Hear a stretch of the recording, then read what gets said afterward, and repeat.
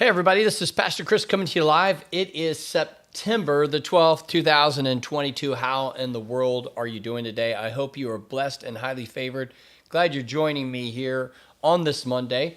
A couple things I want to do in the program. One, I have an announcement to make. Two, I want to talk a little bit about 9/11. And three, revival kind of recap. And then tomorrow I'll talk about Revelation chapter 1 being that light, that Christ can be in the midst of us and we can go out and be the light of the world. Kind of where we were going Sunday. So with that, the first thing I want to say is let's recognize 9/11. Didn't have a program on Sunday, but we recognized it Sunday. We had military stand up. We had first responders stand up. We talked about where you were. And, if you want to right now, you write down, where were you? I was in Natchez, Mississippi when 9/11 happened. And I saw it on a Walmart TV screen, and I thought, is this a movie? Have I seen this movie? What's going on here? And it was real. It was just, wow. I mean, just the heaviness of that moment, I still can't, it's hard to remember, but yet I do remember, right? I mean, you don't want to feel that way, that feeling of uncertainty, that feeling of your whole world collapsing around you, that feeling that we've been attacked. And you're just like, what in the world just happened? So what a time, though. Also a time of unity. It didn't last long. Also a little bit of a time of maybe an awakening. Maybe people were interested in God I think church attendance went up for about a month, maybe 3 weeks. Isn't that kind of sad? But when you look at that and think, God couldn't get our attention then. We remember from a worldly, earthly perspective. But I posted on my Facebook page on 9/11 was the cross that was found at 9/11 in the rubble of the destruction. And I think Christ was trying to get our attention. I don't think America got it. I think we missed an opportunity to return to God. And you can see in the aftermath in 20 years how far we've fallen away from God. God is a patient God. He always waits. He doesn't want anyone to perish. And when I look back at 9/11, I'm appreciative of those who sacrificed so much. I remember that great day of evil. I remember that some of us did come together. And I think as a nation, in many ways, we did. But I think what we did was we didn't remember God. Now, I know some of us did, right? I mean, we see God, and we see God given a chance. But I see America, the secular aspect, a nation that missed God. And we're reaping what we sow now. We have so much sinfulness and immorality and people claiming that what is evil is good, and what once was known to be good now they call evil or hatred or bigotry. So sad day, but a day to remember, and a day to remember where we were, and hopefully as Christians we'll remember the good things, right?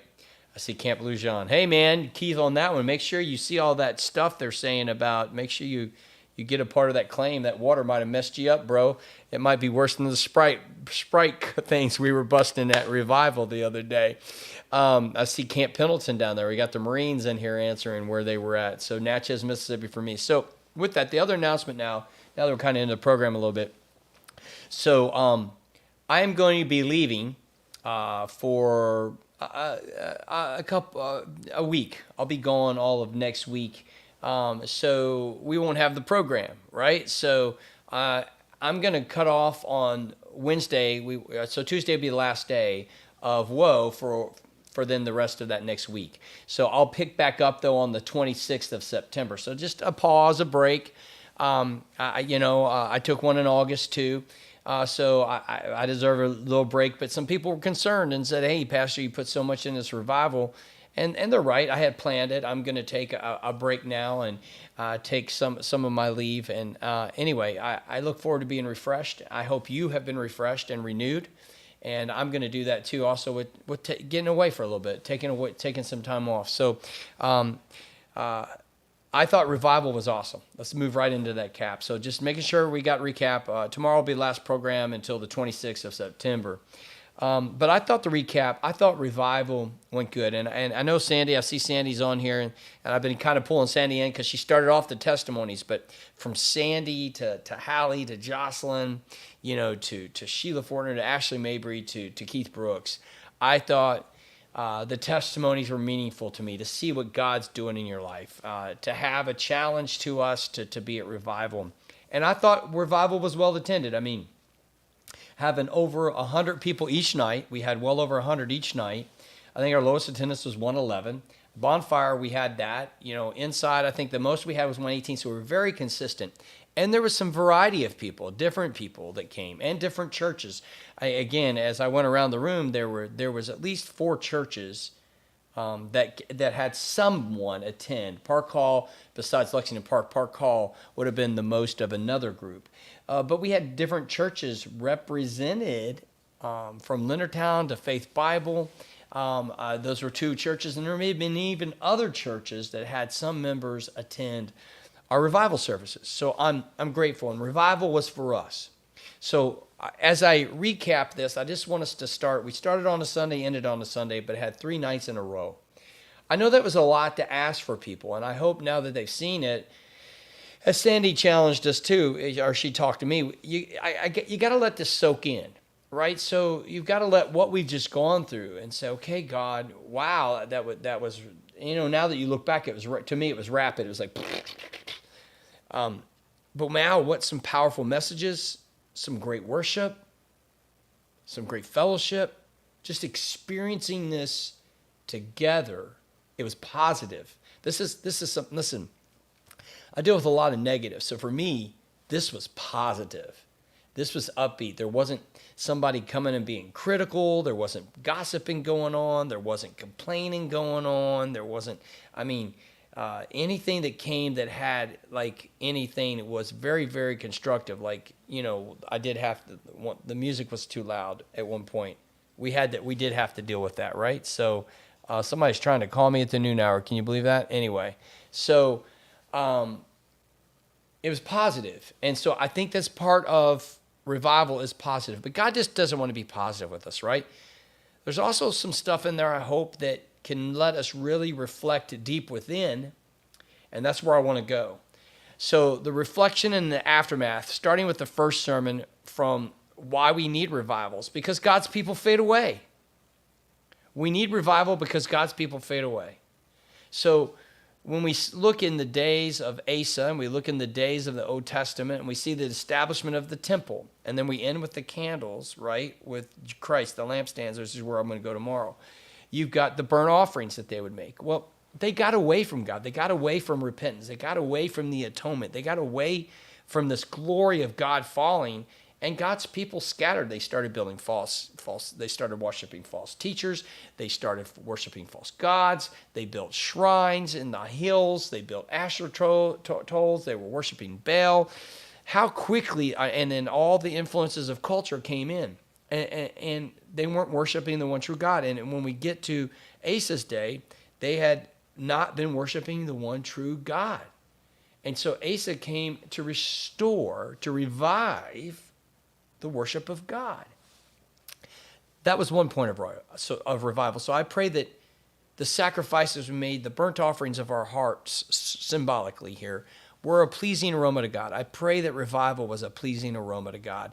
And I pray that like in the days of Asa, you experienced a newness of God, and you have been challenged to really be back right with God. And again, it's not about what we do, but it is. Our love and our commitment to Christ should lead us to being greater commitment to the Lord.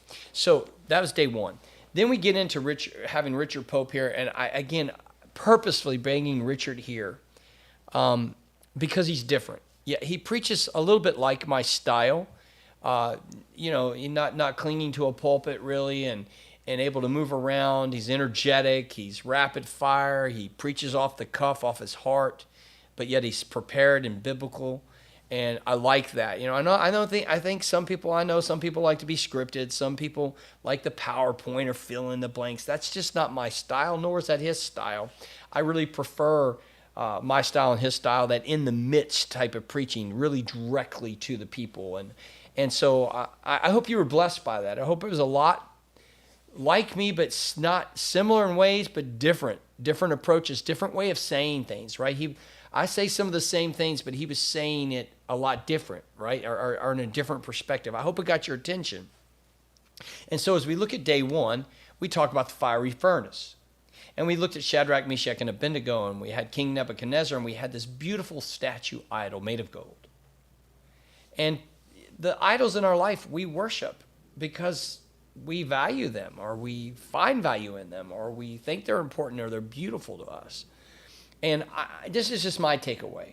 There are bad idols and idols we need to get rid of, things that steal our time, our phone, our TV, Hollywood, ideologies, politics. There's a lot of things we could put in that. But I think God, because he had me looking at the things that are beautiful. My wife, my children, the church. The church. I want you to hear me. Those things can be idols for me if I'm not careful. Do I love church more than I love Christ? Do I love my wife more than I love Christ? Do I love my children more than I love Christ? And so for me, it was a moment of reflecting, still processing it.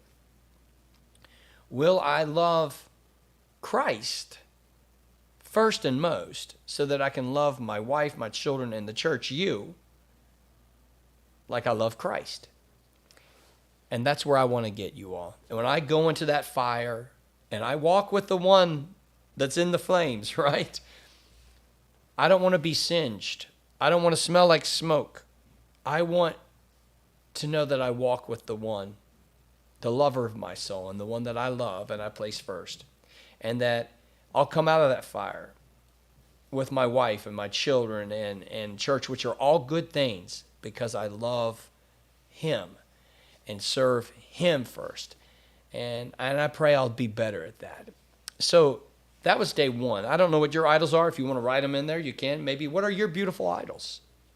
Maybe they're similar to my list.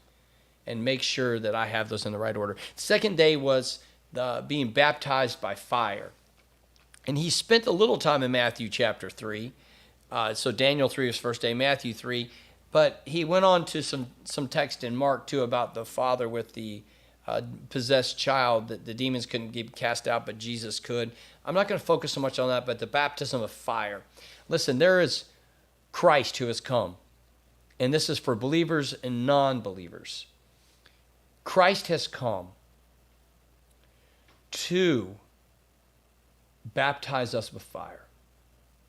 Christ has come with the gospel. And Christ has come to die on a cross, be dead, and then raised from the dead to give us life. Christ has come. And John knew he was not worthy. We know that Jesus is worthy. So I want you to walk away from this week and God baptized me by fire. You've heard being baptized by fire is just being immersed in it. God, I am immersed in you. I am here. Baptize me by fire. I want to serve you. I want to love you. I am not worthy, but you are worthy. And I want to bring you glory, just like John the Baptist. If we do that and baptized by fire, remember the fire that God has lit in our heart. That's where we want to be. That's where I want to be. And then we talked about the burning bush. One of my favorite stories of the Bible. The burning bush is just awesome. And so when I think of that burning bush, and I think, again, God wants to get your attention. God got the attention of Moses. Imagine going through the wilderness, taking care of the sheep. He sees this burning bush. It's not being consumed. Richard had a powerful testimony to go with that, and about his name and about Jacob. And I don't want to focus there. I want to focus on this experience. He had an experience. He can connect to the story of Moses. And so can you. It'll be different than Richard's story. It'll be different than my story. But I can know that I want to serve this God. That I want to say, here I am, Lord, use me. I want God to constantly get my attention. And I hope you want him to get yours too. So if we walk away with just some of those things, a pleasing aroma to God, getting rid of those idols in our life so we can walk in the fire, being baptized by fire, knowing that he is worthy and we are not, and then the burning bush experiencing, God getting our attention. If we can simply, those things right there, and you apply those to your life, that will bring a renewal, a revival to our church. And then we get to the final day, which I'm going to talk about tomorrow.